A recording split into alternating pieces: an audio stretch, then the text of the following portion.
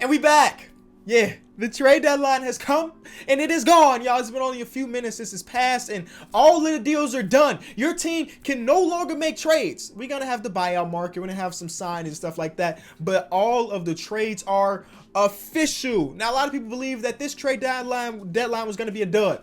And I understand why, because there are so many teams that are trying to make the playoffs this year that there were no teams that are selling, which means that the amount of assets there were possible to be moved were relatively low.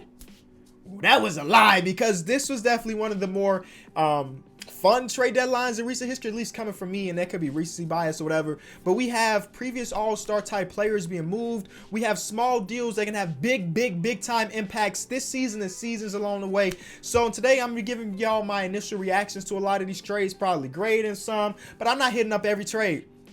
Every trade ain't worth talking about. You hear me? Every trade ain't worth talking about. So we'll stick to the ones that I think are super interesting. These are my initial responses. You know, things change throughout time. So maybe a week from now, I think differently about a trade.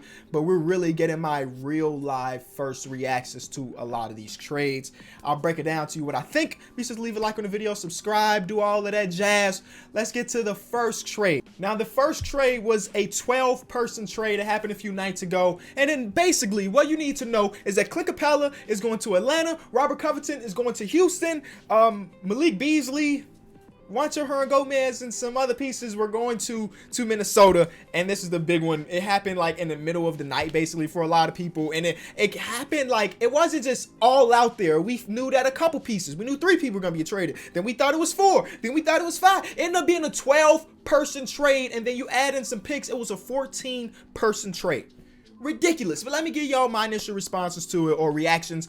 Houston, Daryl Morey is either about to make one of the craziest innovative, revolutionary decisions in NBA history, where his team is no longer running a center, or it's going to turn around and bite them in the butt when they got to go against Jokic, Anthony Davis, all these great centers on their way to potentially winning the championship, which is their end goal. So Clint Capella is a good player, but they thought they could be better. They could be better with wing players that stretch the floor. And I understand the idea. I just don't know how great the execution will be. Like, they went against the Utah Jazz about a week ago and they killed the Jazz. And this is without Russell Westbrook. This is without James Harden. But the formula was there where they had 5 players playing out, and it was Eric Gordon with the isolation, and he dropped 50.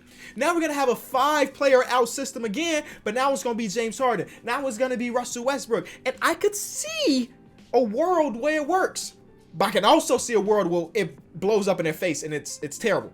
So I don't really know what to think of it just yet. I need to see it on court. I definitely need to see it on court. But I can say that the Atlanta Hawks get their centerpiece that they wanted.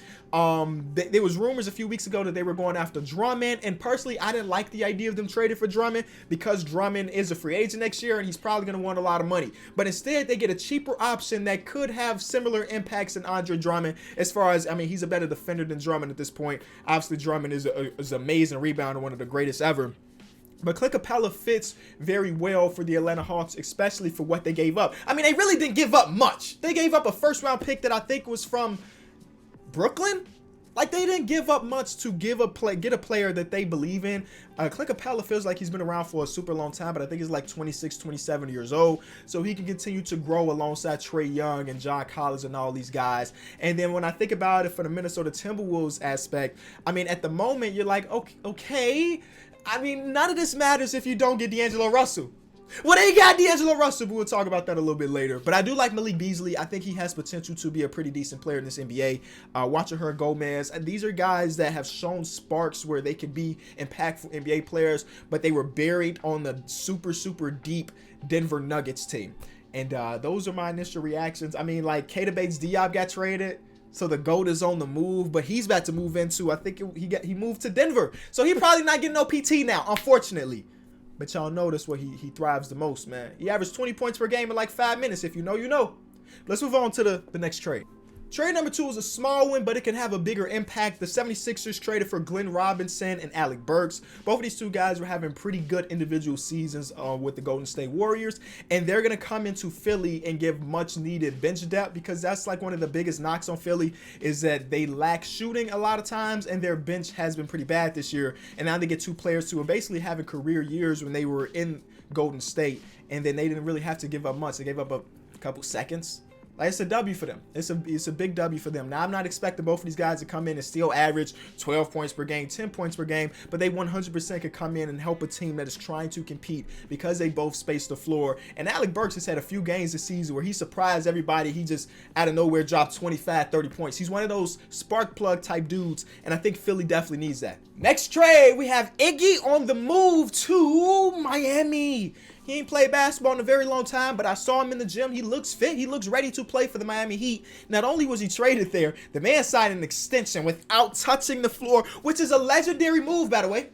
They gave this man an extension based on what he'd done like 5 years. No, it hasn't been that long, but they gave this man an extension without actually seeing him play basketball in like a year. That's kind of a W for Iggy. He really did his thing there. But they gave up Justice Winslow, Dion Waiters, James Johnson in this trade. They also got back Jay Crowder, which is pretty big and an underrated piece in this trade. But I understand this trade from both sides. Obviously, Iggy got traded to Memphis, and they told him to, or they agreed for him to set out for this season. Until they find him a trade, they eventually did. And they got a piece in Justice Winslow that I really like. The big thing about Justice Winslow is that he struggles to stay healthy. When he is healthy, he can be an impactful player, and that's what Memphis is banking on right now. Why not take a chance on a guy that's shown glimpses to be pretty decent by giving them they gave up pretty much not much. Jay Crowder has been solid this year, but he was not a building piece for Ja Morant, Jaren Jackson Jr. They got a guy that could potentially grow with the core of Dylan Brooks, who got his extension. Shout out to you for that. They got a piece that can build with them. They bring in Dion, cool, and I think James Johnson actually got traded to Minnesota later in the day. So this trade for Miami solidifies them as a team that is trying to compete and a team that's trying to make a push for the championship, because we know Iggy has that championship DNA. He'll go out there and lock up your opposing best player as long as he's a wing player, and he does a very good job of that. Then we get some more punch you in the mouth with Jay Crowder, because they gave that away with James Johnson. So they got another tough guy who was super impactful as well. It was rumored that they were trying to get Gallinari. If Pat Riley was able to pull off Gallinari too, I mean, that would have been the biggest W from the Miami Heat fans out there. I know a lot of people are super sad to see Justice go, but that's the price you have to pay to be a competitive team. You have to give up some of your young pieces to get a win now mentality. And right now, y'all have been really good. And then you throw in these extra pieces that have shown that they can be good too. It's a W. Then we have the mother of all trades today. Deangelo Russell traded from the Warriors to Minnesota to team up with his best friend, Karl Anthony Towns. Look at this. I got this Slam magazine. And in here somewhere, I remember reading it. One of these three dudes, this is Cat, Deangelo Russell, and Devin Booker. One of these three dudes said one day in their career they'll all play together, and now they just one piece away. I don't know how you get Devin Booker because he signed in Phoenix, and I don't think they're gonna trade him anytime soon. But they got two of their pieces, two of the best friends in the league, teaming up for Wiggins and 2 first-round picks. The first-round pick is top 3 protected, and it turns into unprotected in 2022. Now, this is the one that, again, this is the mother of all trades, because we do have a former All-Star, Deangelo Russell, who's still really young in the NBA, being traded to a new situation. The man can't catch a break. He's just getting thrown around here and there and here and there, and maybe this is his home to stay.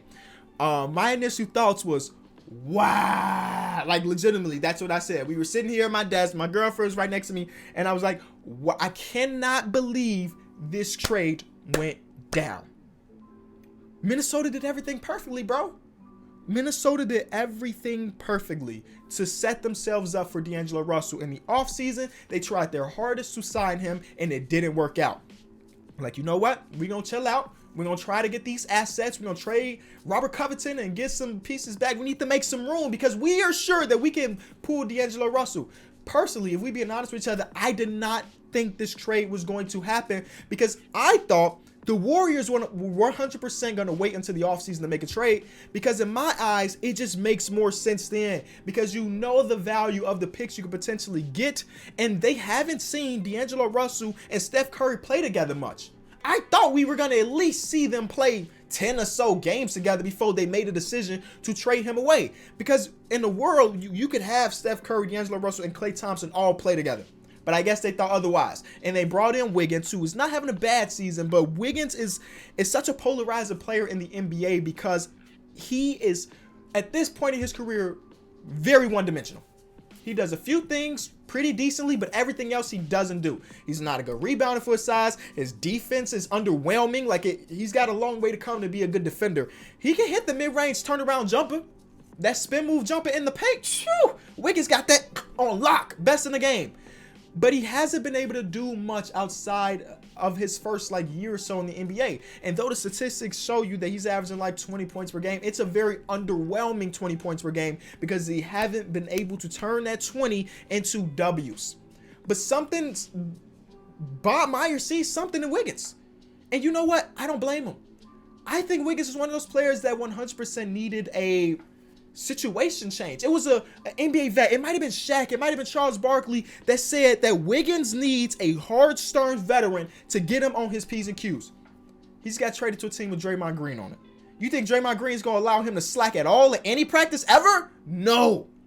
So I still don't really understand it from the Warriors aspect, but I would have to see, Steph Curry, Klay Thompson, and Wiggins on the court together with Draymond to really get a gauge for if this is an L, if this is a W. I'm guessing they did these trades because of these picks, and these picks could be valuable because even though Deangelo Russell and Karl-Anthony Towns are on the same team now, that doesn't guarantee them being a good team in the very near future because both of those two guys struggle at one thing, and that's on the defensive side of the ball. So if you don't pair them with great defenders, they're probably going to struggle. Now, I understand Josh Okogie, good defender. Jared Culver has good defensive potential. But after that, the defense is going to be kind of thin.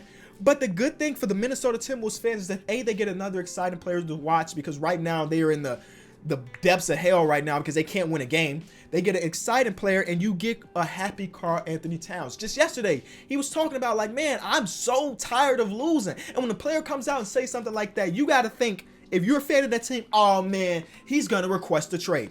And now I don't see a world where Karl-Anthony Towns requests a trade because he's got his best friend alongside with him. And they can grow together and potentially get to the point where they're winning a bunch of games together. But right now, we have to see how they mold together. We have to see how Jared Culver turns out and throughout the course. We got to see what Josh Okogie does.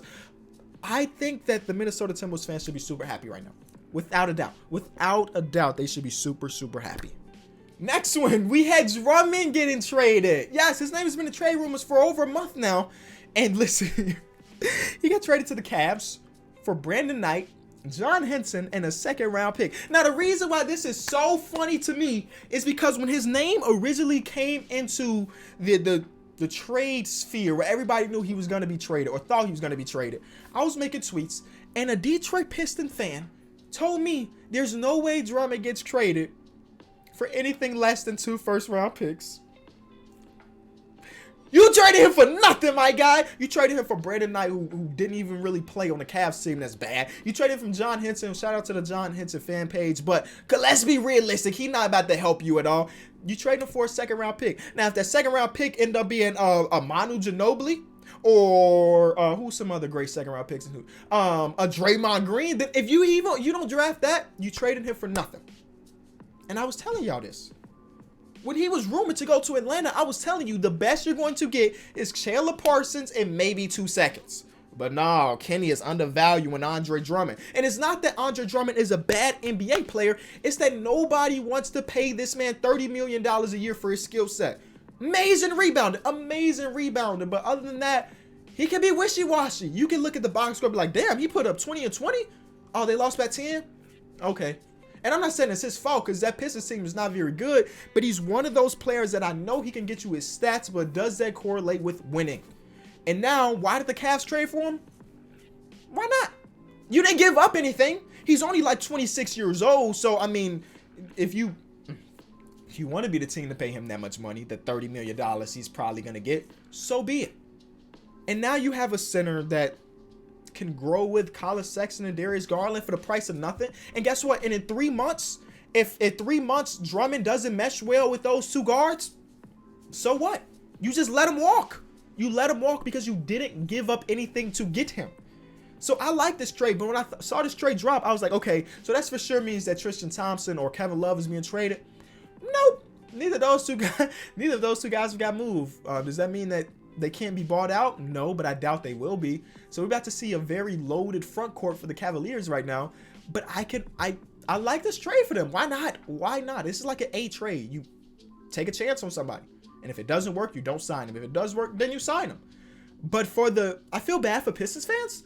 I feel bad for Derrick Rose because he was not traded, which I 100% thought was going to happen. Now he's got to sit the rest of his season and maybe next season too, because he signed a 2-year deal with him and Blake Griffin, who's injured.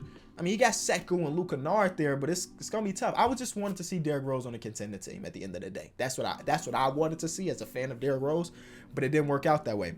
Yeah, I can't believe the Pistons traded him for virtually nothing.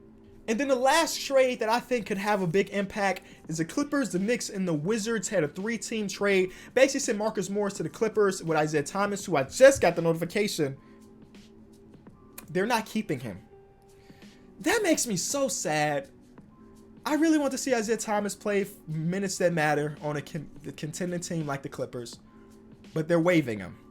Hopefully he gets picked up by somebody. But anyway, the Clippers get Marcus Morris.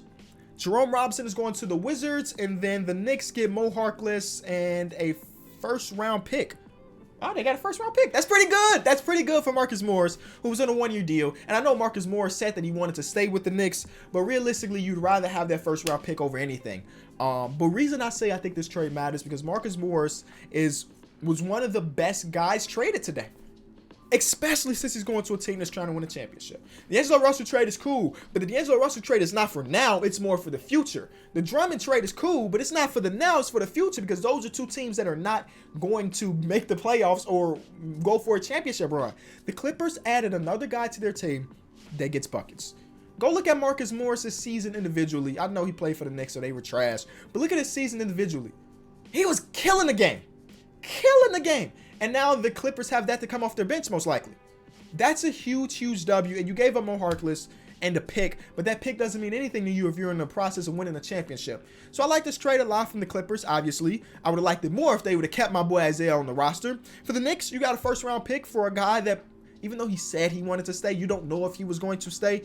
And then the Wizards get another young guy, I guess, for Isaiah Thomas. I mean, Jerome Robinson hasn't done anything in his career so far, but maybe a change of scenery and more reps could help him. And I don't know if I'm forgetting another trade that was relatively big that mattered, but those are the ones off the top of my dome that I thought were the best. The biggest surprises to me that teams that did not make trades, the Lakers, I definitely thought they were going to get into some things, and maybe they called around and just can put together the right trade. It's still rumored that Darren Collison wants to sign with them, so maybe they aren't making trades, but they could improve their roster with Darren Collison. The Bulls didn't make a trade. What? I definitely thought we were going to at least make one, not a single one. I think that's all, man. Of course, there are a lot of teams that didn't make trades, but those are the ones that surprised me. That's me from a Bulls fan and me from an NBA fan with the Lakers. If you enjoyed the video, be sure to leave it a like. Let me know what you think about the trade deadline. What do you think about your favorite team? Did they do what you wanted them to do? Let me know. All right, it's been Kenny. I'll be back. Peace.